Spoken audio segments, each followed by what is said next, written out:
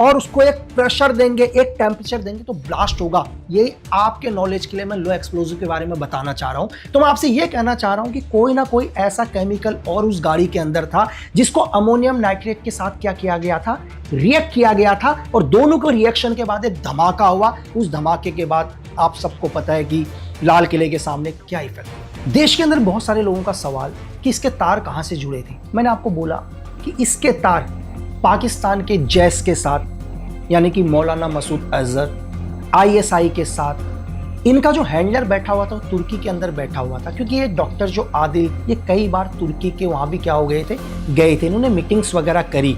Meeting करने के बाद इंडिया के अंदर उन्होंने प्लान किया, एक धमाका किया हिंदुस्तान के अंदर। तो कहीं ना कहीं तो इनका हैंडलर बैठा हुआ है ना बाहर, तो आज भी इनका मास्टरमाइंड जिंदा है। और मैं ये नहीं बोलूंगा कि तुर्की में बैठा हुआ जो कोड है, अक्सा जिसका कोड है, वही मास्टरमाइंड है, उसके ऊपर भी कुछ लोग होंगे, क्योंकि डायरेक्ट मौलाना मसूद अजहर पाकिस्तान से बाहर नहीं आता। तो एक पूरी की पूरी चैन होती है जो इन लोगों को क्या करती है, कमांड देती है, उसके कमांड के इशारे में काम करते हैं। या टेररिज्म का तरीका चेंज हो गया है पूरा। टेररिज्म के तरीके के ऊपर बात करूंगा, लेकिन बहुत सारे लोगों का एक ही सवाल कि देश की सुरक्षा को लेके, हमारी सरकार को लेके। मैं आपको ये बोलूं कि उसमें से कई लोग कहेंगे कि या नहीं, तुम तो देश के फेवर में बात करते हो। भाई मैं हिंदुस्तान का रहने वाला हूं, तो मैं हिंदुस्तान के ही फेवर में बात करूंगा यार, मैं पाकिस्तान के फेवर में बात नहीं करूंगा।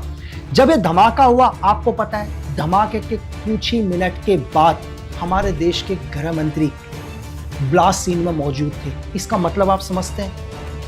आप सोचो कि एक धमाका हो गया इतनी जल्दी, बहुत बड़ा इलाका है यार चांदनी चौक का, हो सकता आतंकवादियों ने दूसरा डिवाइस भी लगाया हो, कोई दूसरा बॉम्ब भी वहां प्लान किया हो।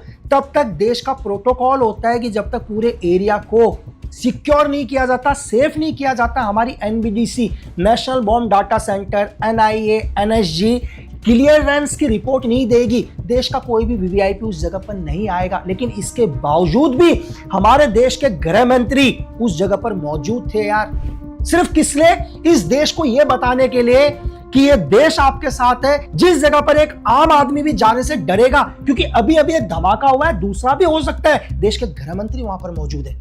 अब आते हैं टेररिज्म का तरीका कैसे। टेररिज्म ने नया तरीका क्या कर लिया? या टेररिज्म पहले क्या करता था?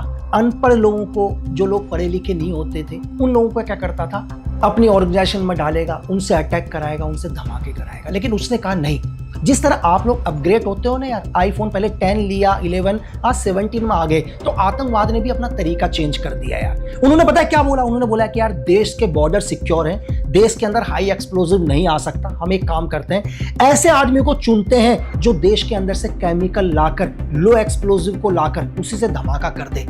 एक डॉक्टर जिसका प्रोफाइल पता है क्या है? जिसका ये प्रोफाइल है कि यार वो केमिकल्स को, अमोनियम नाइट्रेट जैसे केमिकल को 5 केजी ले सकता है, क्योंकि भारत सरकार ने उसको ऑथराइज किया है कि तुम रिसर्च के लिए, दवाइयों के लिए ले सकते हो, आप और हम नहीं ले सकते। लेकिन इस देश में मुजिबिल, ठीक है, शाहीन या आदिल जैसे लोग ही हैं जो हमारे देश की इसी केमिकल को हमारे खिलाफ ही यूज करते हैं यार। आतंकवादियों ने इनको क्यों चुना, या जैश के मौलाना मसूद अजहर ने इनको क्यों चुना? क्योंकि ये आसानी से अमोनियम नाइट्रेट को ला सकते थे यार।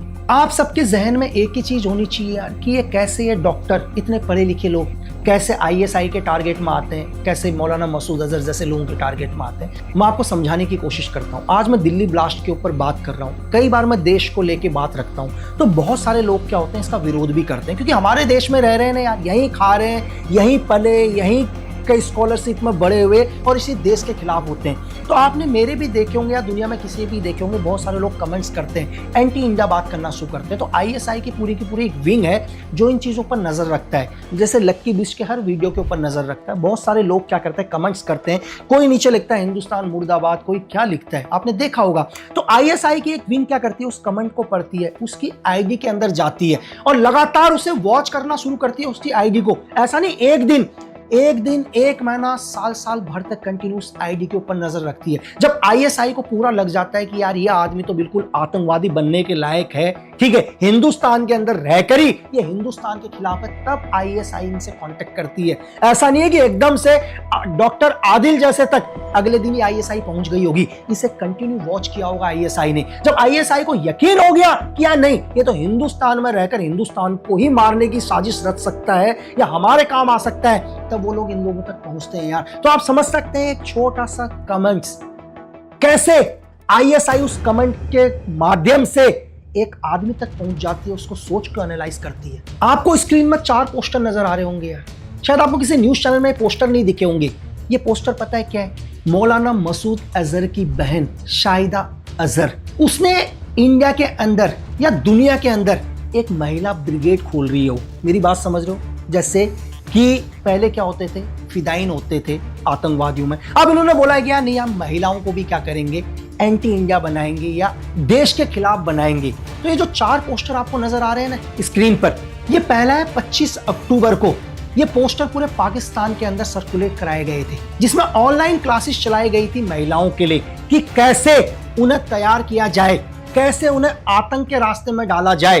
आप पहला पोस्टर देख सकते हैं। दूसरा 27 अक्टूबर को, 2 दिन के बाद फिर उन्होंने क्या किया, आपको पोस्टर नजर आ रहा है, सेम दोबारा इन्होंने लाहौर के अंदर बहुत सारी महिलाओं को क्या किया, इकट्ठा किया, बुलाया, सेम दोबारा धर्म के नाम पर जिहाद के लिए, आतंकवाद के लिए उकसाना। ये दोबारा इनकी क्लासेस चलाई गई थी। तीसरा पोस्टर आपको नजर आ रहा होगा 6 नवंबर को, उसी दिन जिस दिन आदिल को अरेस्ट किया गया था।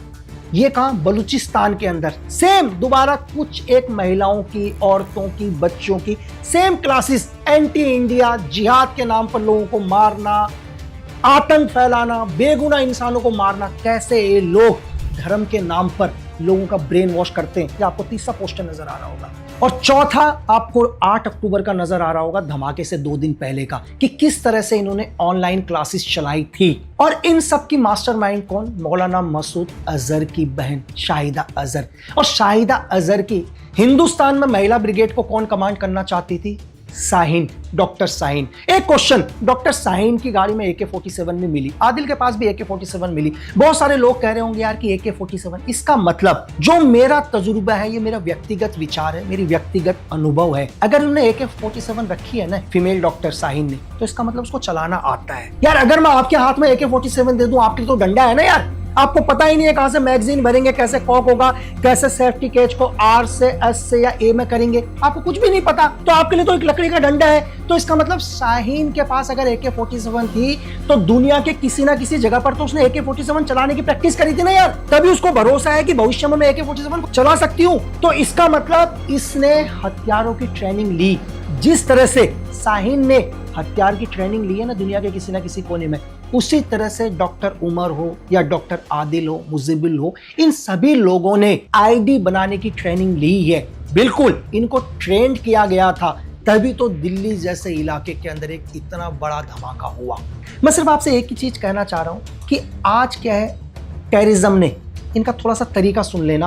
पहले ये लोग क्या करते थे, JNK के अंदर लड़कों को लेके जाते थे, ट्रेन करते थे, आतंकवाद में डाल लेते थे। उससे सिक्योरिटी फोर्सेस को, हमारी एजेंसीज को पता चल जाता है कि यार ये लड़का तो क्या हो गया, रिक्रूट कर लिया, जैसे मोहम्मद ने, LET ने या हिजबुल ने, ये लोग रिक्रूट हो चुके हैं, ये हमारी नजर में आते थे।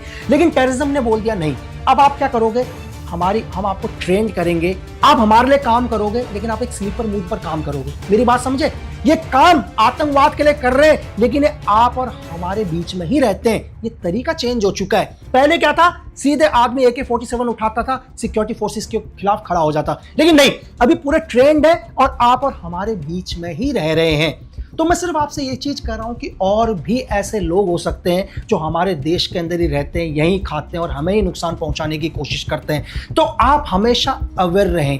कभी भी आपको ऐसा लगता है कि किसी आदमी के रूटीन चेंज हो रहा है, उसका बात करने का तरीका चेंज हो चुका है, उसका नजरिया चेंज हो चुका है, उसके दिल में नफरत है देश को लेके, एक अच्छे हिंदुस्तानी होने के नाते, एक देशभक्त होने के नाते आपका फर्ज बनता है कि देश की सिक्योरिटी फोर्सेस को बताओ, ताकि आपका एक छोटा सा कॉल इस देश के अंदर हजारों मासूम लोगों की जान बचा सकता है। और वीडियो खत्म करते समय लास्ट में एक छोटा सा मैसेज, ये दुनिया के लिए है। शायद आपने माननीय नरेंद्र मोदी जी का एक छोटा सा वीडियो क्लिप सुना होगा। उसमें उन्होंने बोला कि जो भी दिल्ली धमाके के पीछे हैं, जो भी इस आत्मघाती हमले के पीछे हैं, उनको नहीं बख्शा जाएगा।